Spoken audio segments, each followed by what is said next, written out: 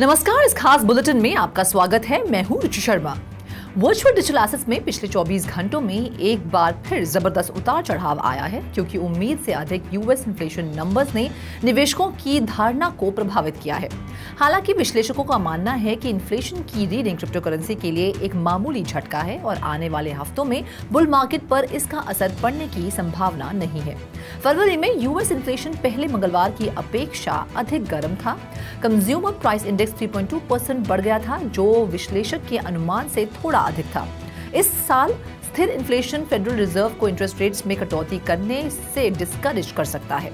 उस उम्मीद के कारण मार्केट में अचानक अस्थिरता बढ़ गई। बिटकॉइन पहली बार $73,000 के ऊपर पहुंच गया। इससे पहले अचानक उन स्तरों से 6% की गिरावट आई। तब से इसमें मामूली सुधार हुआ और वर्तमान में ये 0.7% की गिरावट के साथ $71,452 पर ट्रेड कर रहा है। ब्रॉडर मार्केट्स ने बिटकॉइन का बारीकी से अनुसरण किया। ईथर भी 2% की गिरावट के साथ बेहतर प्रदर्शन कर रहा है।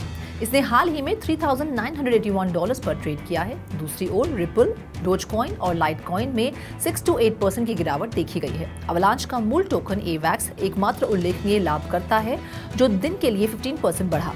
पिछले 24 घंटों में वैश्विक क्रिप्टो मार्केट कैप 1% घटकर $2.7 ट्रिलियन हो गई।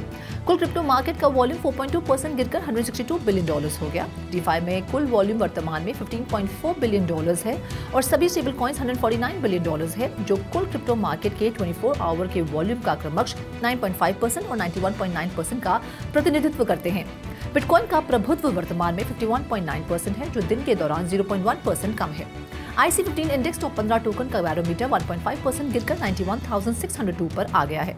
इस बीच कॉइन ग्लास डेटा से पता चलता है कि अस्थिरता ने सभी क्रिप्टो में $360 मिलियन से अधिक मूल्य के लेवरेज डेरिवेटिव्स पोजीशन को नष्ट कर दिया है, जो ज्यादातर बढ़ती कीमतों पर दांव लगाते हैं। 5 मार्च के सुधार के बाद ये सबसे बड़ा लॉन्ग फ्लश आउट था।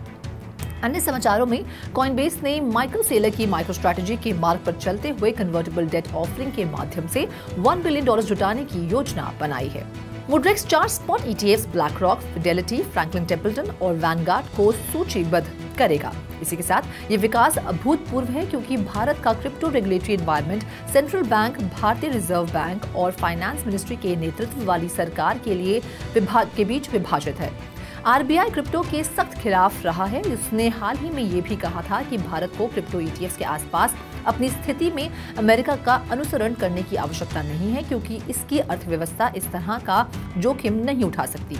हालांकि फाइनेंस मिनिस्ट्री की इंटेलिजेंस यूनिट ने 2 दर्जन से अधिक इंडियन क्रिप्टो सर्विस प्रोवाइडर्स को रजिस्टर किया है और क्षेत्र पर कड़े टैक्सेस लगाए हैं। वैनिक ने घोषणा की है कि क्रिप्टो एसेट में हालिया उछाल के जवाब में उसके स्पॉट बिटकॉइन ETF के लिए सभी ट्रेडिंग शुल्क 31 मार्च 2025 तक माफ कर दिए जाएंगे। कल से नए होल्डर्स 31 मार्च 2025 तक बिना किसी शुल्क के वैनिक बिटकॉइन ट्रस्ट में निवेश कर सकते हैं। इस प्रमोशन में 12 मार्च 2024 से 31 मार्च 2025 तक ट्रस्ट की एसेट के पहले $1.5 बिलियन के लिए संपूर्ण प्रायोजक शुल्क की छूट शामिल है।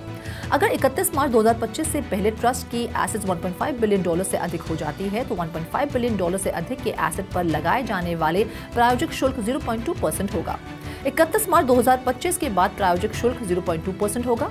वैनिक का Hodl bitcoin ETF physically bitcoin द्वारा समर्थित है और एक क्वालिफाइड कस्टोडियन के पास कोल्ड स्टोरेज में रखा गया है। जनवरी 2024 में बिटकॉइन ETF को मंजूरी मिलने के बाद से बिटकॉइन बढ़ रहा है और स्विस फ्रैंक को पीछे छोड़ते हुए दुनिया की 13वीं सबसे बड़ी करेंसी बन गया है।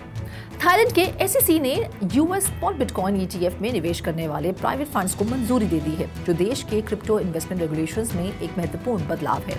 ये कदम 11 जनवरी को US securities and exchange commission द्वारा बिटकॉइन ETF ट्रेडिंग को मंजूरी देने के बाद उठाया गया है। US spot bitcoin ETF segment में हालिया मजबूत इनफ्लो ने निवेश साधन में वैश्विक निवेशकों का विश्वास बढ़ाया है।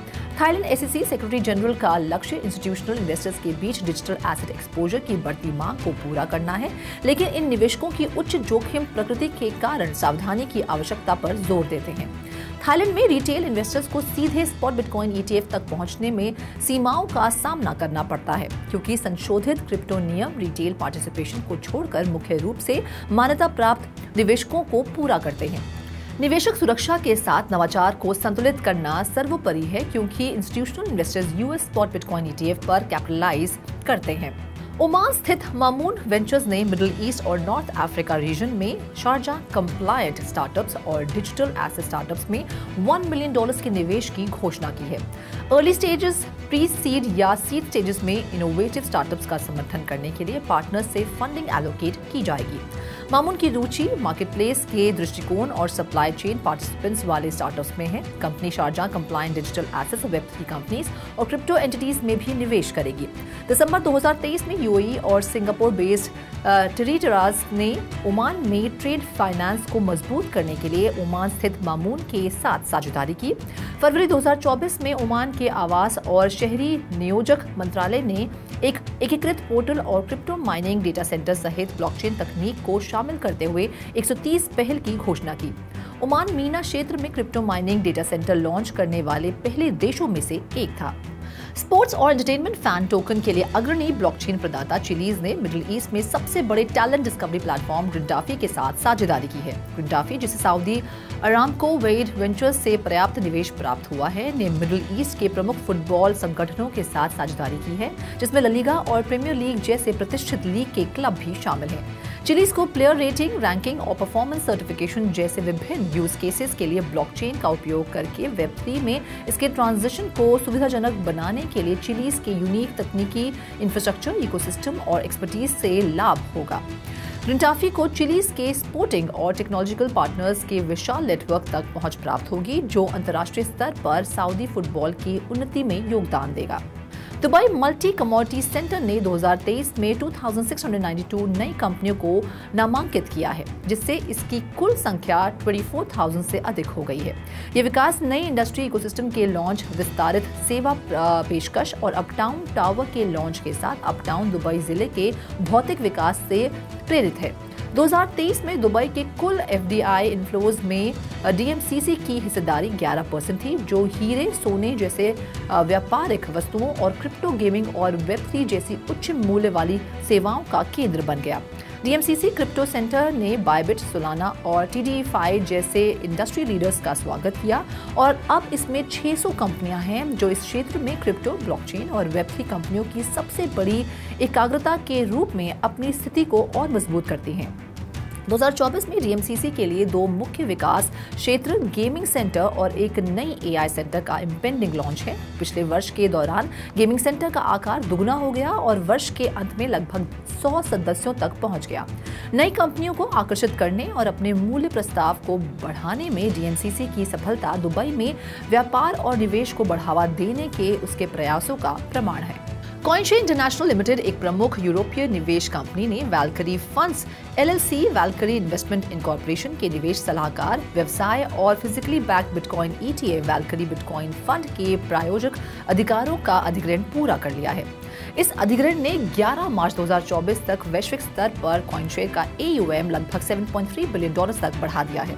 कॉइनशेयर के पास नवंबर 2023 तक वैल्करी का अधिग्रहण करने का विकल्प है, जिसका प्रयोग वैल्करी इन्वेस्टमेंट द्वारा जनवरी 2024 में वैल्करी बिटकॉइन फंड के लॉन्च के बाद किया गया था। ये अधिग्रहण अत्याधुनिक डिजिटल एसेट निवेश सॉल्यूशंस के निर्माण को बढ़ावा देते हुए वैल्करी की वृद्धि और सफलता के प्रति कॉइनशेयर की प्रतिबद्धता को बढ़ाता है।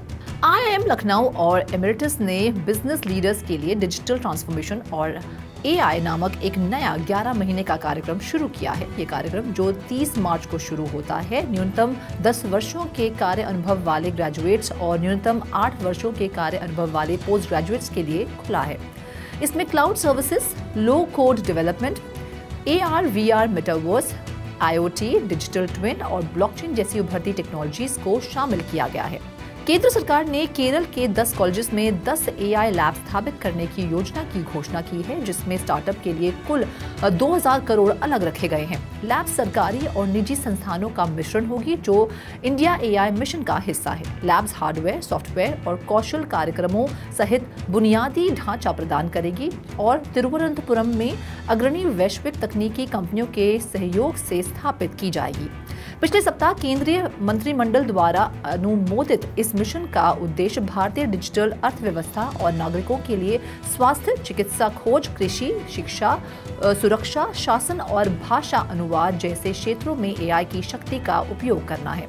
प्रयोगशालाओं में एआई गणना के लिए 10,000 जीपीयू की क्षमता भी होगी, जिससे केरल और देश भर में स्टार्टअप्स को मदद मिलेगी जिसके पास वर्तमान में पर्याप्त एआई कंप्यूट रिसोर्सेज की कमी है। इस खास बुलेटिन में फिलहाल इतना ही। आप देखते रहिए 3.2 टीवी और ज्यादा जानकारी और स्टोरीज के लिए लॉग ऑन करें हमारी वेबसाइट www.3tv.io पर या फिर QR कोड को स्कैन करें।